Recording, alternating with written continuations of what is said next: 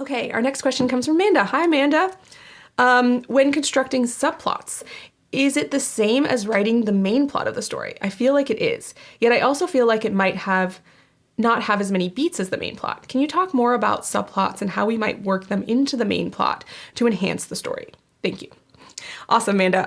This is actually also a topic in the revision course coming up, so I can talk about it because I've been working on this subplot thing. So subplots, I believe subplots should all serve the main story in some way. You know, they're called subplots because they are under the plot of the story. So subplots should not be like their own thing that don't ever relate back to the plot in some way. So if they are, then they probably deserve their own story and they don't need to be in this story.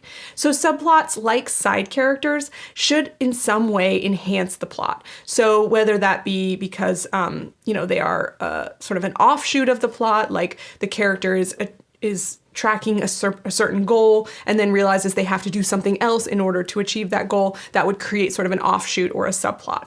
Subplots can also be other things going on in the character's life as they're achieving their primary goal, you know, like, you know, perhaps they get partnered with a lab partner and there's sort of a romance there, that could be a subplot, or they've, you know, they've dug up an old diary and remembered an old friend and now they want to track down that friend, that could be a subplot. So there's like other things going on in the character's life, their parents' divorce. I'm totally speaking in middle grade speak here, as you can tell, that was the last book I wrote. But just other things happening in the character life can be subplots. The key, though, is to keep your subplots relevant to the story. So if you're writing a mystery, those subplots either need to serve as a red herring, a clue, or some type of tie-in to the reveal of things that you need to reveal in the mystery.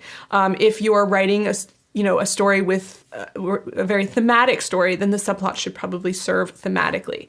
So it's always the question of like, what type of story are you trying to tell, and answering the question of how do my subplots serve that plot? How do they enhance it or obstruct it or whatever it is, but they need to connect back to the main plot. And that would be my recommendation for you, is to make sure that they do. In terms of the beats of the story, it sort of depends on how complex your subplot is. Subplots don't have to have their own beat sheet if they are really closely related to the main plot. You know, if the hero has a beat sheet, then the subplots are probably just part of that beat sheet, like things you would explore during, you know, the fun and games beat, or the B story character is typically is defined as a subplot. So those would kind of go into the main beat sheet.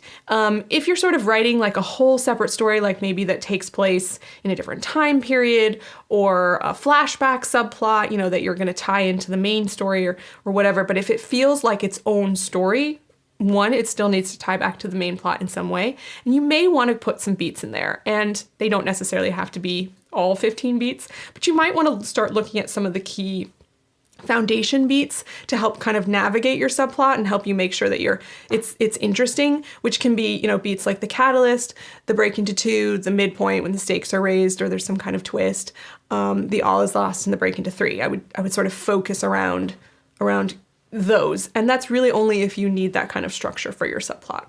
Hopefully that helps, Amanda. That's a great question. I am learning a lot about subplots as I've been researching for this revision course, and I think it's a fascinating topic, and I'm looking forward to sharing more about subplots with you guys.